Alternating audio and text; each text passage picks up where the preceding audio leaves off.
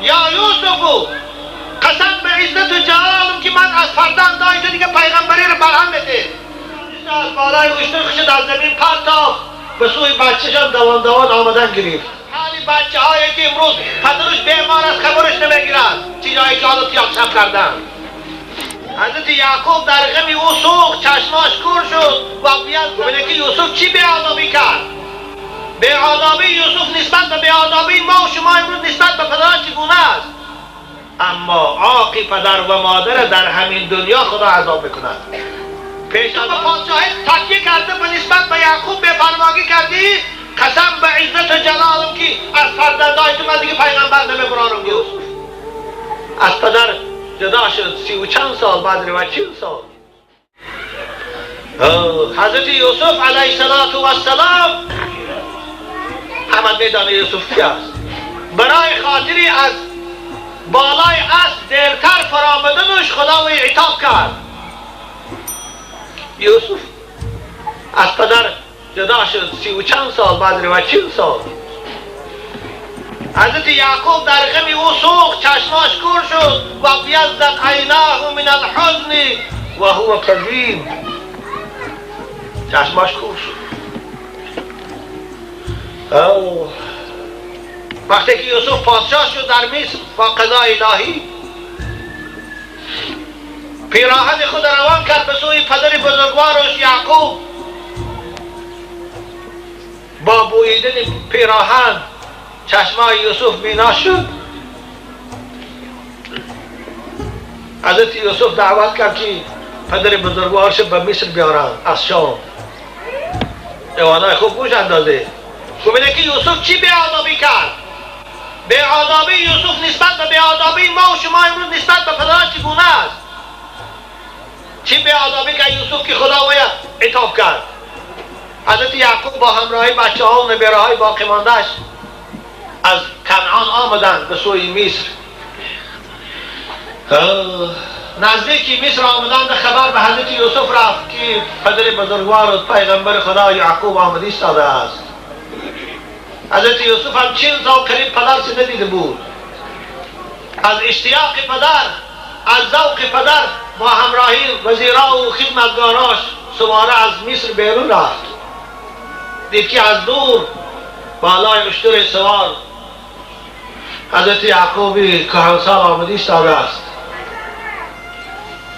حضرت یوسف گفتن پیشتر میریم سالی از اصل فرام پیشواز پدر.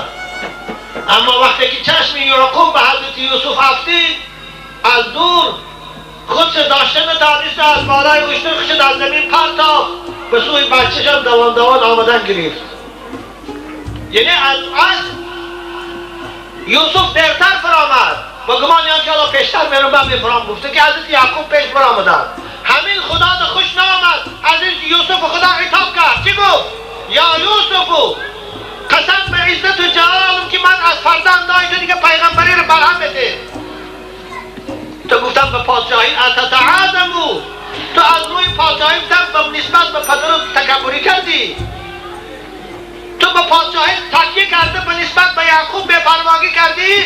قسم به عزت و جلالم که از فرزندای تو من دیگه پیغمبر نمیبرانم. گفت پیغمبری به همین تمام شد از یوسف. ببینید برای از اصل فرامدن چی از حالی بچه هایی که امروز پدرش بیمار از خبرش نمیگیرد چیزایی که حالا تیاقشم کردن. چیزایی حالا پدر گپ میزنن بچه های ما باشن قواقش میگنن به سوی پدر تو کاردار نشد تو عقلت کم شده است. گفتن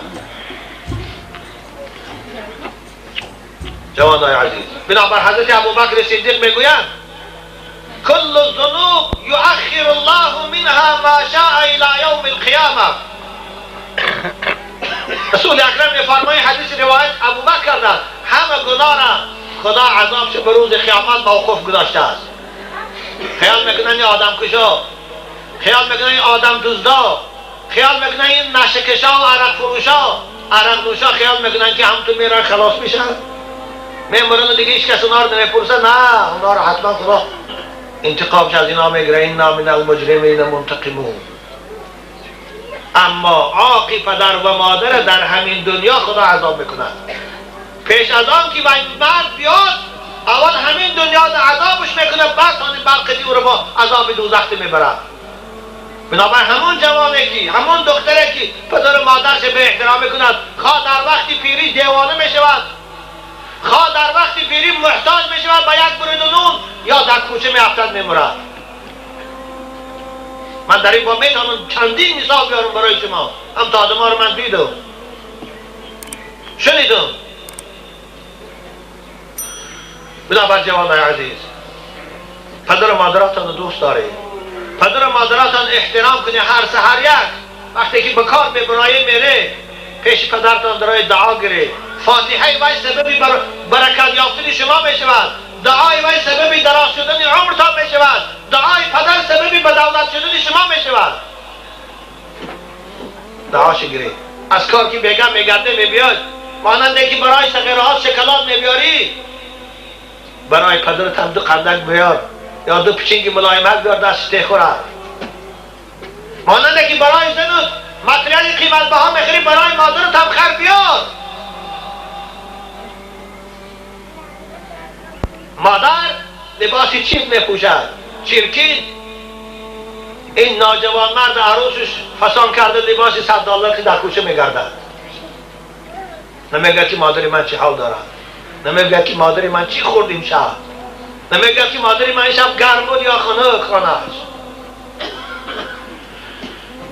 حضرت حسن، امام حسن نبیری پیغمبر خدا را، حضرت فاطمه را نور چشمش حکایه میکنن در کتاب ها، در کتاب مجالس الشهور در باب احترام پدر و مادر. وقتی که همراه فاطمه بشیشت امام حسن، نبیری رسول اکرم فرزند اول فاطمه و علی، وقتی که در پیش فاطمه میشیشت نبی دسترخوان ده، تا فاطمه مادرش از طعام سیر کردن دستاش تازه کردن امام حسن دست به دسترخوان دراز نمیکرد. برای چی؟ جوانای ما برای چی کنی پرسه؟ برای چی؟ مگر سیر بودو؟ فاطمه پرسید که جان من برای چی همراه من تو طعام نمیخوری، دست به دسترخوان دراز نمیکنی؟ حضرت امام حسن گفتن مادر جان، من میترسم که در این دسترخوان چشم شما با یگان میوه یا با یگان قند افزوده باشد، همون دلتان اشتیاق کند خوردنش، من نفهمیده دست دراز کنم و یگیرم در پیشگاه خدا آق شوم. حسن کی تربیه کرد؟ حسن در کدام مکتب 10 ساله خواند؟ در کدام بخش تربیه یافته بود؟ در کدام یونیورسیته خوانده بود؟ و در مدرسه قرآن نشأ نمایا، در مسجد وی تربیت یافت. آدابی وی بین، آدابی جوانای ما که 10 سال مکتب میانه میخوانند، 7 سال یونیورسیته میخوانند، نسبت به پدر و مادر آداب اینا رو بین.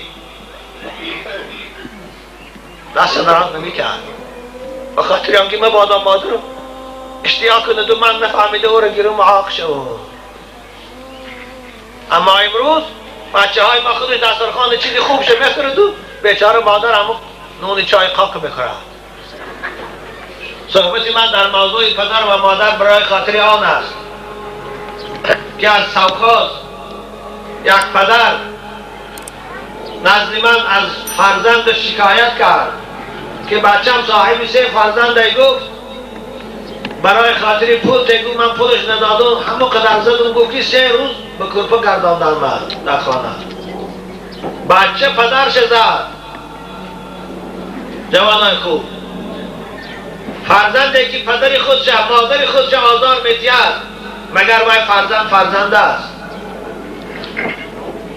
هیچ دین مانند اسلام و هیچ کتاب آسمانی مانند قرآن احترام پدر و مادر و بزرگ داشتن پدر و مادر برای جوانها تاکید نکرده. قرآن میگوید اعوذ بالله من الشیطان الرجیم ولا تنهرهما وقل لهما قولا کریما واخفض لهما جناح الذل من الرحمه وقل رب ارحمهما كما ربياني صغيرا. قرآن چی میگوید؟ کسانی که شما میگه قرآن کتاب خدا هست، کتاب ما مسلمان هست، مگر به قرآن عمل میکنیم؟ اگر به قرآن عمل کنیم، قرآن در رعایت پدر و مادر میگوید اگر پدر و مادر شما ای جوانها در سن موسفیدی محتاج شما شدند، البته پدر و مادر وقتی خودش به قوت باشد احتیاجی به فرزند ندارد، بلکه او فرزند با تامین میکند، بلکه او فرزند میخراند. امروز موسفیدا پدر و مادرای ما 70 درفتی هم به جای آنکه در مسجد 5 وقت نماز صادقانه حالا هم برای بچه هاشان کار میکنند. 70 درفت است، حالا هم برای بچه دخترش کار میکنند، جایی که برای آخرتش کار کند. اما در آخر از این فرزندی داخلش بچه میبیند یا خیابشم میخورد، یا اینکه بچهش اگر یگان سفارش کرد میگه تو دیوانه هستی به من کاردار نشو. خدا چی میگه؟ وقتی که پدر و مادر در وقتی پیرانسالی محتاج شما شد ای جوان مرد، فلا تقل لهما اف، در وقتی خدمت کردن پدر و مادر نالیش نکن. اگر پدر یا مادر تو رو یگان کار فرمد همون کار اجرا کردی پیش وی در رفته اف نگو که خستگیت نشان دهی که مبادا دل وی نرنجد. حالا بیچاره پدرها که رنجش تماما نسبت به بچه هاشون فراموش کرده هستند. مفسرین کرام میگن اگر پدر یا مادر بیماری بستری شود، بچه یا دختر اگر پیشاب پدرش گیرد، بوی پیشاب در مشامش رسد در دماغش، باید اف نگوید، زیرا که همون پدر بود، همون مادر بود که در خردسالی در آغوشی و پیشاب میکردی وای اف نگفته بود، همون مادر بود که نجاستی تو رو به دستش میشوش اف نگفته بود هر روز چند بار. امروز که محتاج تو شده خواه 1 ماه خواه 2 ماه تا وقتی مردنش تو در خدمتی وای نالش میکنی. امروز بچه های ما یافتیان پدراشان بچه مانده شد یا میبرن در حساب میپرتیان در شهر نوخانی به صاحباده یا میبرن بلیسه میپرتیان خیلی خودش. من مادر جنازش خواندم، مادره که صاحبی 3 فرزندی زندار و کودکدار در بیمارخانه وفات کرد، بچه هاش در بالاش نرفتن، چشمش چار به توی در که بچه میبیا بالا، دکترها منش بستن بچهش بالاش نرفت. جنازه من خواندم کبیر که داشو. خدا قرآن میگه ولا تقل لهما اف، در وقتی خدمتی پدر و مادر اف نگو. وقتی که پدر و مادر به تو گم میزند، به تو سفارش میدهد، تو سفارش وی اجرا کن با زبان ملایم و شیرین. خب پدر جان بود ولا تنهرهما، به سوی پدر و مادر چشم نپیسان. قرآن حتی چشم علق کردن به سوی پدر و مادر اجازه نمیدهد. چه جایی که سخنی درست گفتن، چه جایی که تو کاردار نشو به من گفتنم. اگرچه تو ثروتمندی، اگرچه تو صاحب ماشینی سبکروی، اگرچه تو صاحب مگزینی، اگرچه تو صاحب حکومتی، از همین پدری نالایق تو به وای رسیدی. امروز در نظر تو این میتابد؟ فلا تنهرهما، خدا میگه به سوی پدر و مادر چشم دراز نکن. و قل لهما قولا کریما، با پدر و مادر با ملایمی با زبان شیرین سخن کن. حضرت ابن عباس پرسیدن تفسیر همین آیه کلمه جوانای خوب که مراد از این چیست؟ و قل لهما قولا کریما، ما به پدر و مادر چطور صحبت کنیم؟ چطور؟ حضرت گفتن ماننده که غلام در پیش مولاش چگونه با آداب میستن، مادامی که خدمتچی ها در پیش رئیس جمهور چگونه با آداب میستن، باید جوان در پیش پدر و مادرش هم تو با آداب میستن. تاجیکیش همین تلویزیون میبینه که در پشت پرزیدنت ها سکرتراشون چگونه با آداب هست، نمیجومن حتی چشمک نمیزنن حتی از تحت رئیس جمهور. باید بچه در پیش پدر و مادر هم تو با آداب باشد. این از قرآن از ما طلب دارد. اما امروز اکثر مسلمان ها از قرآن دور شدن، بنابر پدر و مادر در نظر بچه ها امروز یک خدمتگار هم نیست قدرش. پدر موسفید است از در دراز، بچه اگر خواب باشد پاش دراز باشد والله پاش جمع نمی کند. خدایا چه کنه این پای که در پیش پدر و مادر جمع نشوند. وای به همین امید فرزند کلام کرد، وای به همین امید فرزند تربیت کرد. شبا خواب نرفت که من از در دارم بچم کوشش کاوام نکند. آداب مسلمان این است که پدر از در می‌دارد باید بچه و دختر پیشی وای بخیزد، باید دست گیرد در بالا شناند. این است آداب اسلامی، این است آدابی که قرآن به بچه ها تعلیم می‌دهد. و قل لهما قولا کریما. جوانای ما چی یاد گرفتن از تلویزیون؟ جوانای ما از ویدیو فیلم ها چی یاد گرفتن؟ پخنی ما امشب هم تو گفت ای زبانت بریده باز، وای برای تو پخن است، وای پدر میشود یا مخن.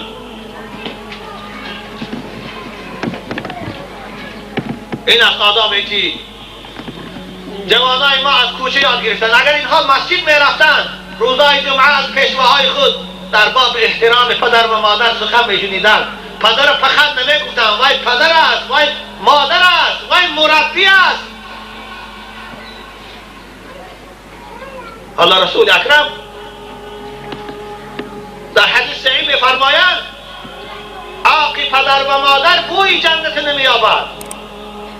مراد از عاق چی است عزیزان من جوانای خوب؟ مراد از عاق این نیست که پدر گوید که من از بر تو گذشتم یا مادر گوید من شیر بچاشیدم. این عاق نمیگویند. عاق همین است که فرزند یا سخن گوید یا کار کند که پدر دلش شکسته شود یا دلش ضیق شود، همین خود عاق حساب است. باید بچه ها کار کنه که پدر و مادراتان ضیق نکنه. جوانای خوب شما سحر کار دمیره اول درای پدر و مادراتان دستاشان گره بوسه کنه، از اونها دعا گره باب کار روی. اگر چی تو صاحب ثروت هم باشی، اگر چی تو صاحب مگزین هم باشی، از این برکه میابی تو. بوسه کردن دستی پدر این مستحب است. نگاه کردن روی مادر و پدر این عبادت است.